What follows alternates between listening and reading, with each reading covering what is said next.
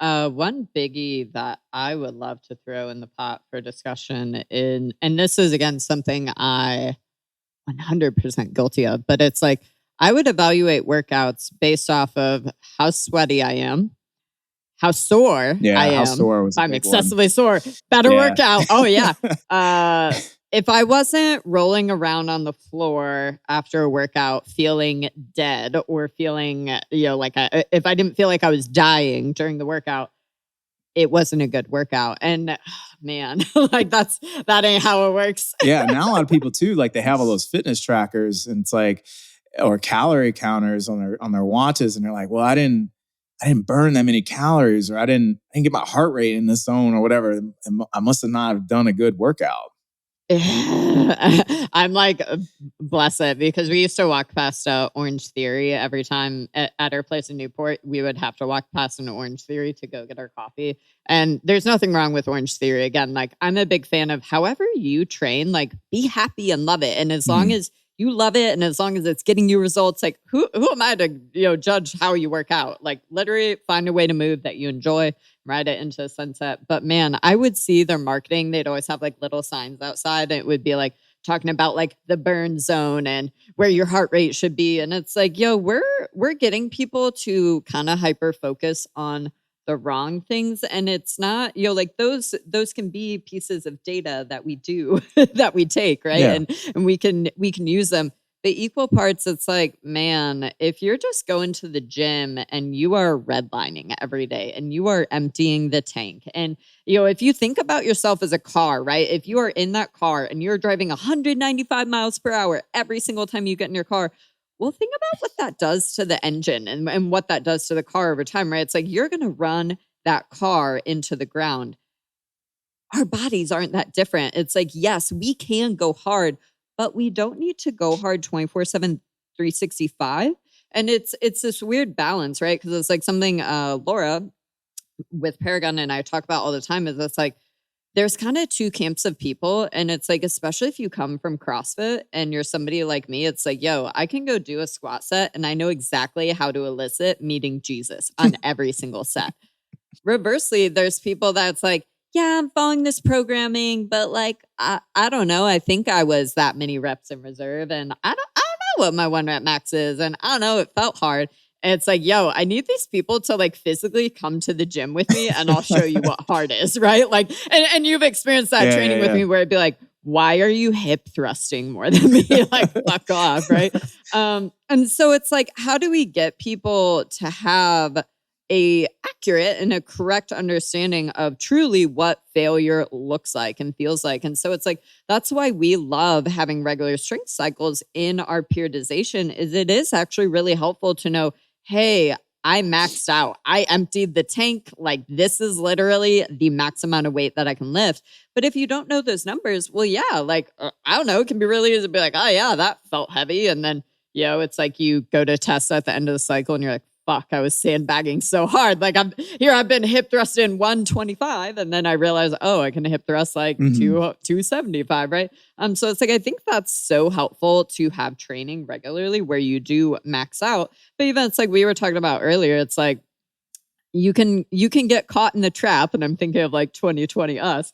It's like strength cycles would come around and we'd be like, fuck yeah, like, yeah, let's go, right? And then I'd be like back to hypertrophy and you'd be like, all right, whatever. But it's like lifting heavy is so fun, but also understanding it's like lifting at certain RPEs or reps from failure. It's like lifting super heavy doesn't necessarily effectively move the needle towards aesthetic goals. It doesn't necessarily move the needle towards strength goals and like trying to like increase in that way if it's not done the right way, right? So it's like, it's so important to understand the intensity that we're bringing to the workouts. But I think even if we talk about running, right, it's like, well, if I wanted to run a marathon, a lot of my training would actually be spent at kind of like that, I'm working at like 60, 70% effort, like you're here a lot. And you do train at that 90 to 100%, like zone 5, I'm freaking dying.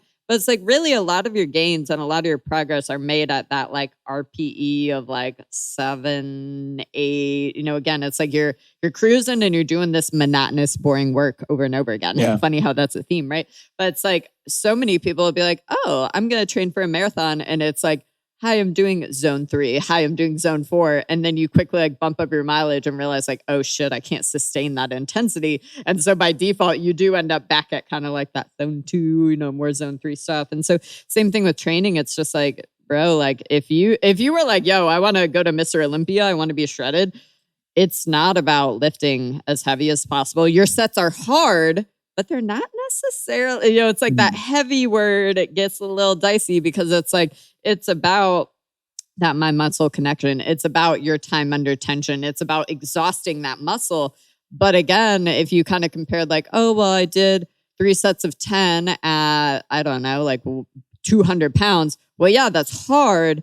But if you're trying to move the needle towards aesthetics, it's like, well, what if you lifted way lighter? You had a lot of tempo on each squat. You pause at the bottom and you're still shaking. And yeah, you feel like you're dying, but it's kind of a different thing. I would love to hear because again, it's like you more so than me, you were like, fuck yeah, I love lifting heavy. I love feeling like a baddie.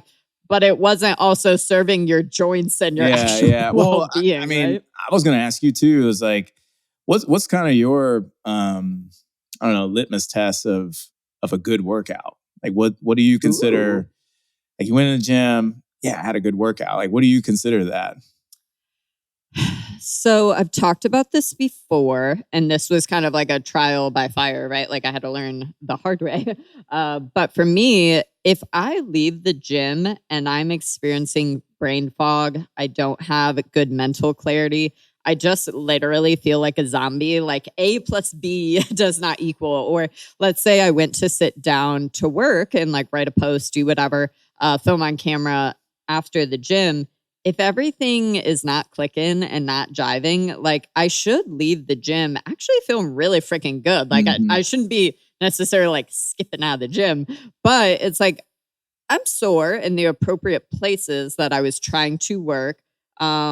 Hey, I definitely am a little fatigued feeling, but I shouldn't be feeling like I lit myself on fire during a workout, right? And so that really is like the mental clarity is such a good litmus test of, well, did we get systemic fatigue, aka did we exhaust my entire body? Or, oh, do we have localized fatigue, aka, hey, it was a leg day. So yeah, I burnt my legs to a crisp, but I'm a little sore. Okay, maybe I'm like wobbling down the stairs or something.